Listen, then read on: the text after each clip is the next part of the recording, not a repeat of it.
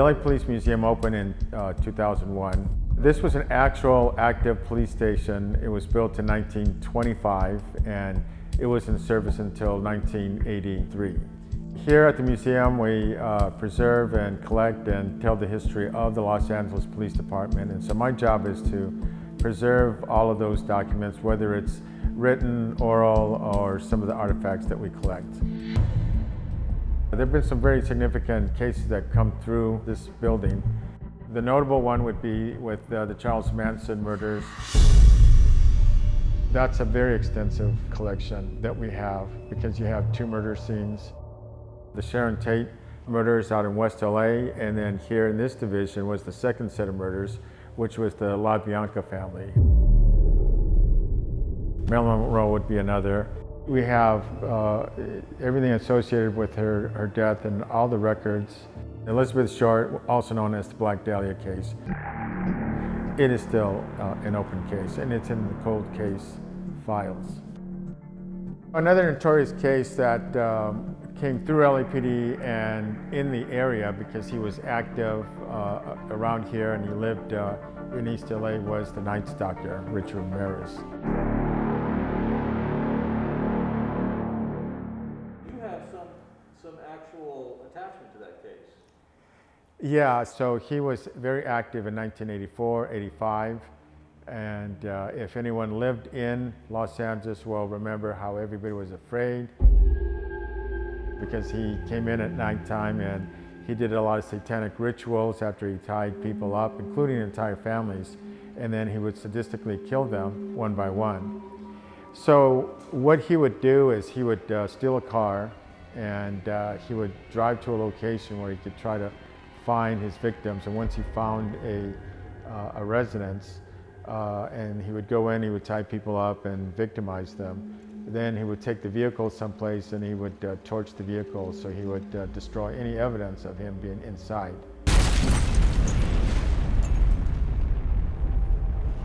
I was working in West LA at the time, and I was working the graveyard shift. And my partner and I see a suspicious vehicle. We pulled it over, ordered Richard Ramirez out, and at that time we didn't know who he was.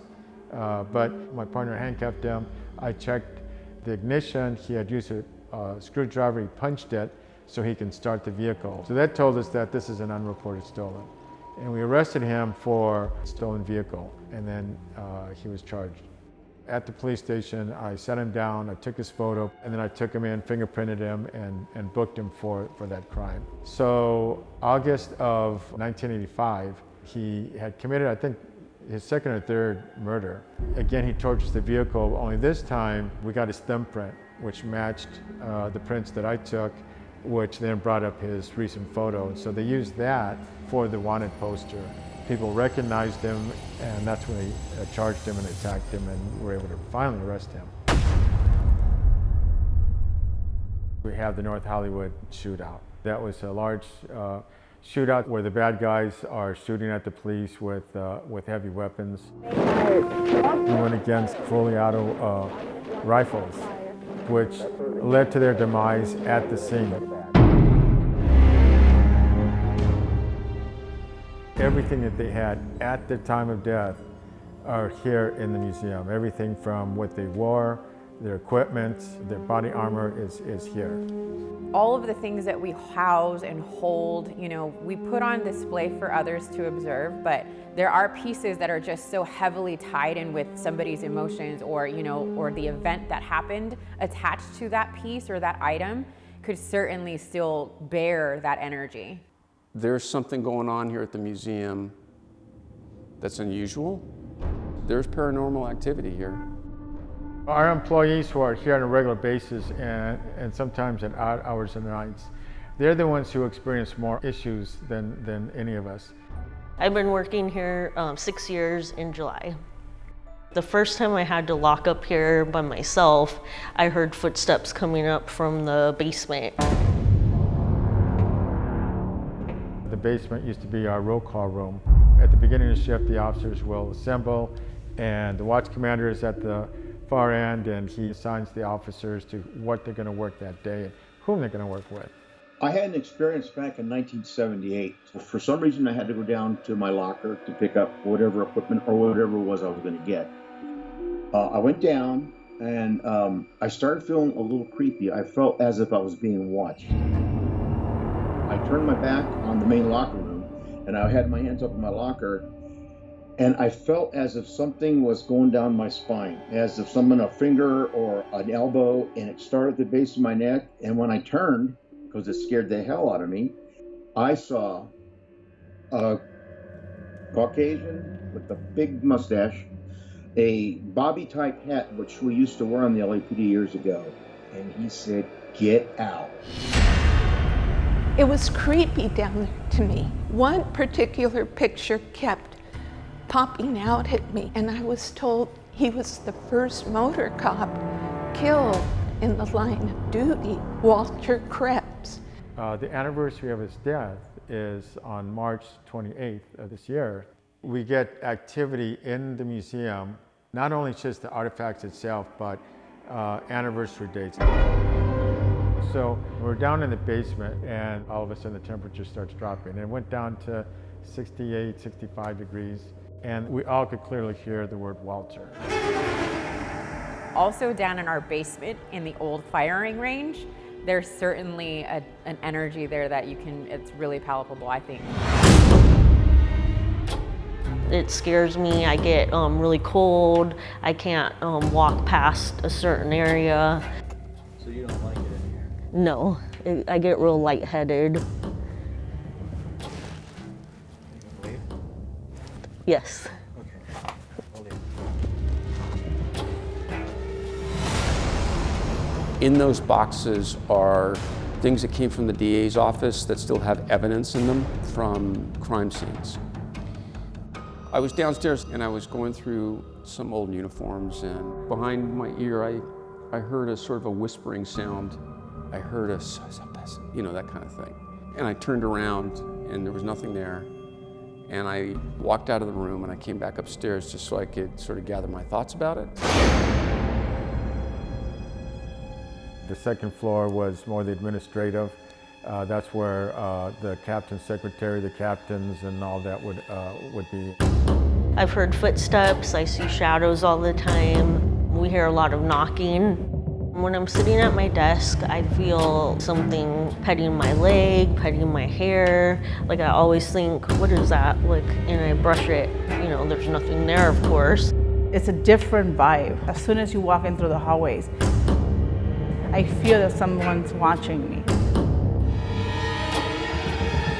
I was in Misha's office, and I hear a lot of doorknob movement. We get up every day thinking someone's trying to open the door, and there's nobody there. Since COVID, it's just been her and I, and so she has a full access to the hallway. And she tends to do this, and she's like, just saw something like passing by. And that, obviously, it's pretty eerie. This SWAT mannequin, I always noticed, because I have a direct eye line from my office, he was in a certain position, standing up more. And we came back in the morning and he was leaning against the wall.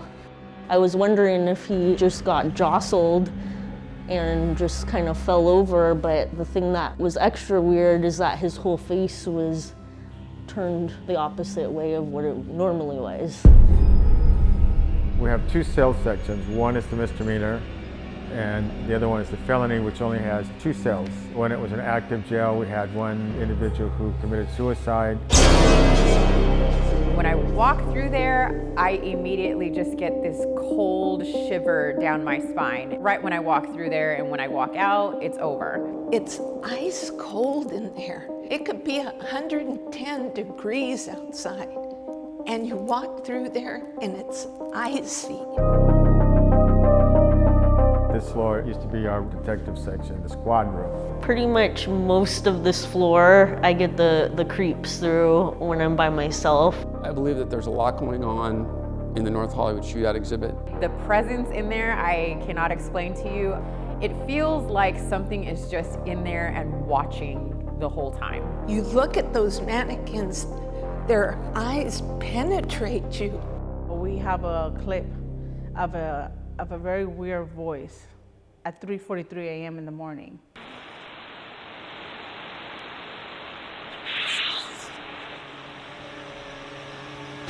I have a Ring camera at home and I don't hear those noises.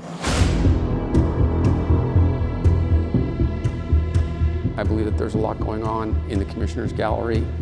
There's a room up there that basically has all the DA's files. Some restricted files that are not seen by the public, and there's a lot of evidence that we have and various things that we have in there. So the energy there is just, it's so heavy. I don't think anything is going to actually harm you. It's just, they definitely tell you they're here.